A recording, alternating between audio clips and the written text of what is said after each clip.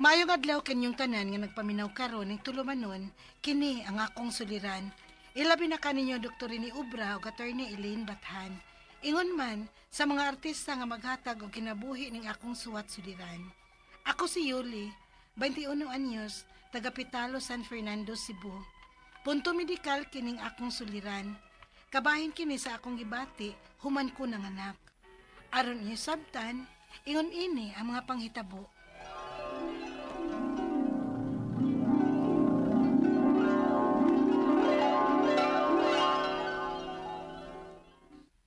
Nak, ayaw biya gyud una og soda ng uyab-uyab, ha? Bag-o pa biya ka ng imong gitrabahoan ron. Wa pa kay tinikom. Wa pa kay ikabuhi simbakog mong mabdos ka. Mama sadoy, ganong nagkisgot man ka anong mabdos-mabdos ma.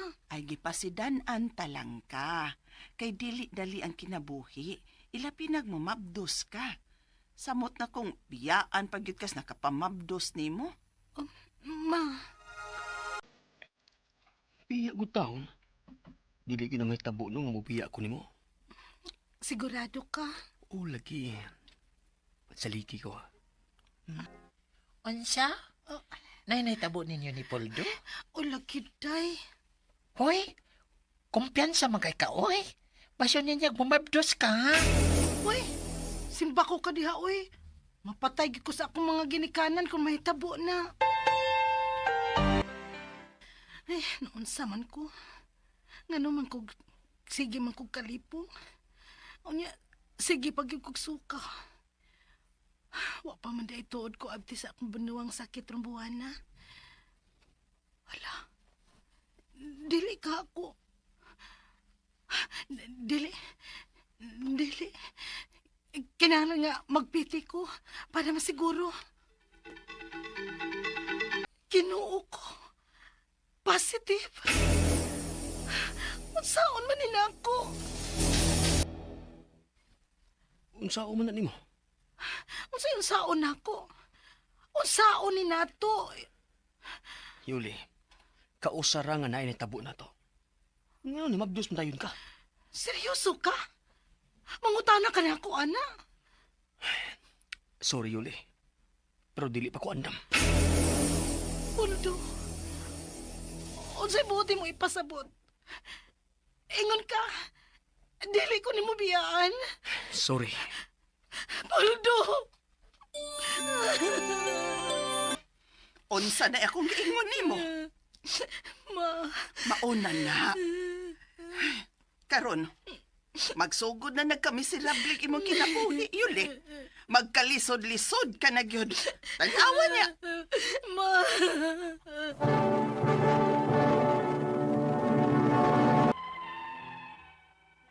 Dito na nagsugod nga mura na kog mabuang nga magsigi ko na una kung unsaon ako pagbuhi ang akong anak nga ako rang usa. Hangtod nga nilabay ang pila ka buwan nga nanganak ko. Pero wa gyud ko maka-feel og kalipay. Bisan pa og nakakita nako sa akong anak. Unya, Oh, wala ka lang andam. Di ka mo, Jud. okay gana ma. Nak, kung usa ra ng imong anak, naunsa ba'y nagsige manighila. Uy, Di lagi ko ganahan. ay grabe naman sab ka. Sukad pagpanganak nimo ay, wa gyud ka mo kugos aning imong anak bisag makausaman lang. Dapsag din na siya diya, oy. Hilo na bitaw nagkapuyo na namang sigigila. Ipangita ka sa tong TL. Ano kuno nga, wa ka mo duty. Kapoy, oy. Ako'y gana. Wala mo ko'y gana sa tanang butang day, oy. Hoy. Ayaw kipag yung ana, ha? Himo ang inspirasyon ng imong anak, Yads. Unsa man ako paghimo nga mahimo na ako siyang inspirasyon, ha, Yaz? Nga siya may nakaingon aning tanan. Siya hinungdan nga miserable ang akong kinabuhi. Hoy, Dayoli. Masinog kanang baby blues lang ng gibati mo. Ha? Sige lang, makagit over niya ka ana, Yads. Kikapoy nagid ko sa akong kinabuhi. Wala ko mubatig kalipay. Hangtod karon, mabwisit ko nga maguna-una sa akong anak. Dili gyud ako siya madawat. Ug dili ko gusto makakita nga mudako siya. Saba, ang ba ni mo tao ka, uy. Sige man lang kagilak.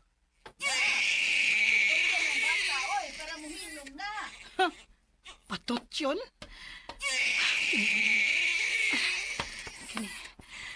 Kini mo'y angay ng bataa ka. Mo ni sakto para mabalik ang akong kinabuhi sa una. Kinahanglan mamatay ka bataa ka. Kinahanglan mamatay ka. Sabi rin mo, ibuhat mo ka na. Patot yun?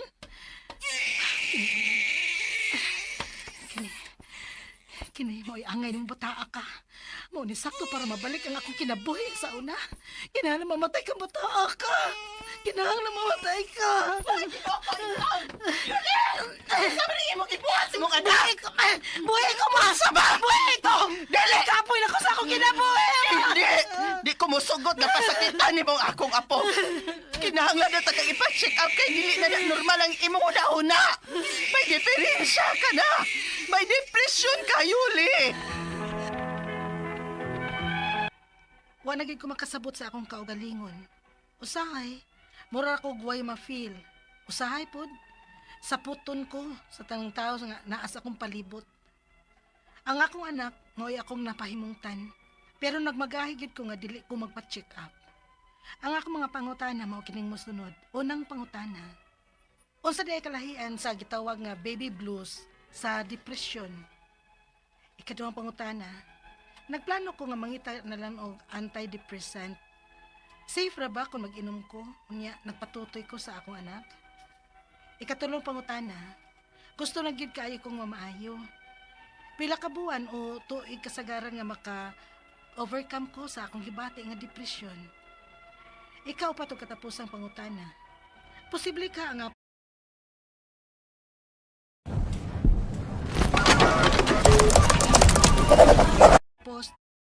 postpartum depression ning akong gibati o kanang normal nga depression. Palihog, tabangi og tambagi ko. Kini ang akong suliran, Yuli.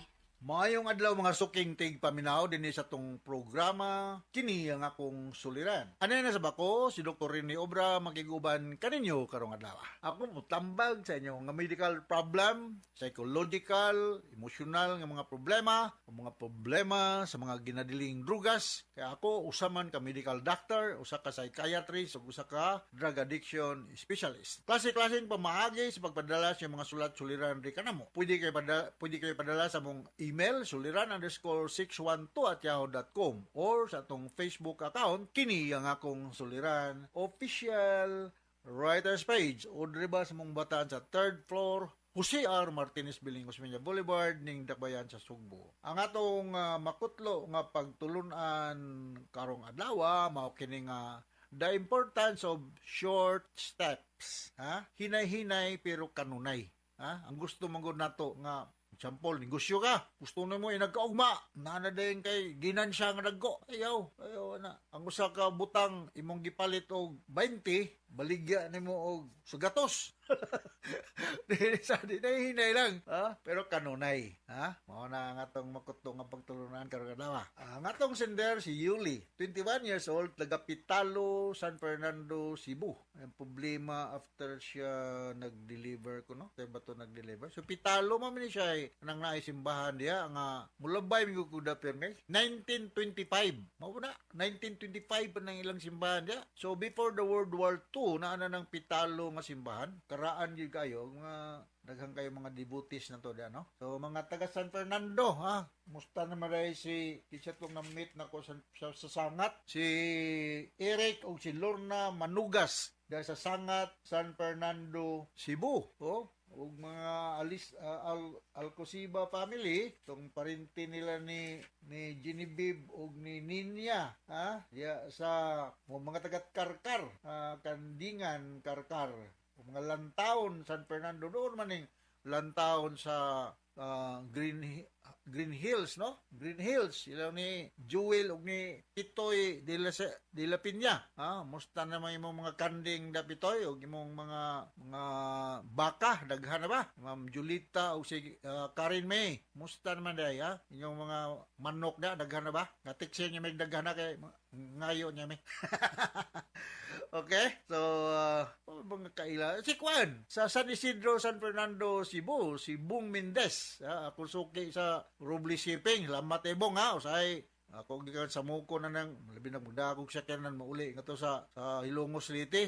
Samok-samok ito ng Bung Mendez. Masakay lang akong pick up sa Salamat Bong ha. So, unang pangutana ni Yuli. Unsa di ay kalainan sa unsa na? Higig tawag nga blue babies sa depresyon. Blue babies kanang murag nakulang og oxygen ba nga murag naay cord umbilical cord quilling mga dili kayo dinhanggap og hangin ang baby pag panganak.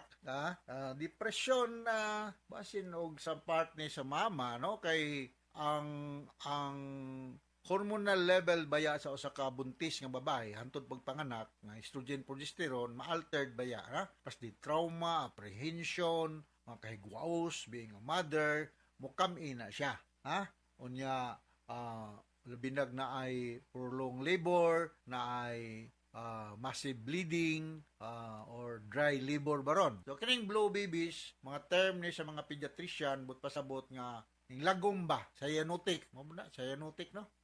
Murag ning lagom kay wa kayo makahanggab og hangin pagkatao. So kinahanglan ni siya ikuan sa incubator o sa ICU sa mga pediatrician para dili ma-disgrasya, no? Kaduhang pangutana, nagplano ko nga mangita na lang og antidepressant. Safe ra ba kung mag-inom ko og unya magpatutoy ko sa akong anak? Safe raman ha. Ako na ako'y daghang antidepressant sa akong office kay psychiatrist lagi ko. Depende man sa dosage sa Yuli no.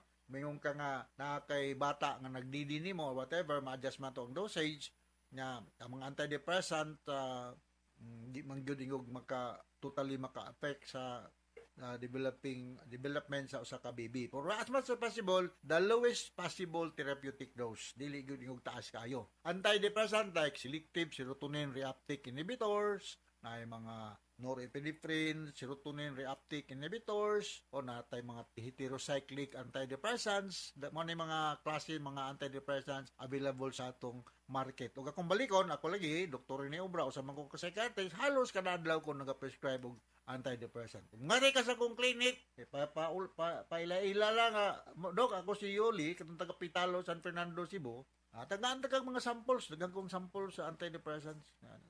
Di na lang ko pabayaran mo. Samples man, no?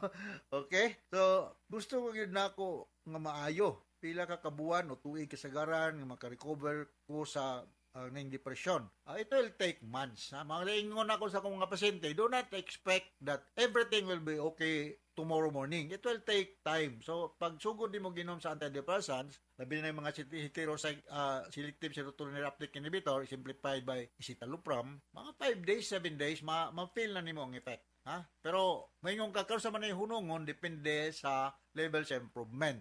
Monitor na mo ang improvement, mag-guided me, clinical judgment na mo kung i-taper down or ihunong. Ako style, pag hunong is kanang gradual, dili kay hunong dayon diretso, hinay-hinay lang para nga dili dayon manibago ang imong level sa kining mga neurotransmitters, specifically serotonin, no, kay depression man. Ikaw pa ito katapos ang pangutana, posible ka ang postpartum depression ng akong gibati o kanang normal nga depression. Postpartum, kaya bago magkang nanganak. Parang ako nang gingon, ang rason nga nung naatay postpartum depression, na magaling may mga kaso nga postpartum psychosis, is the drastic change of the level of estrogen and progesterone, traumatic labor, bleeding, infection, or dry labor. Mao na ang mga factors, the apprehension, the anxiety sa mother.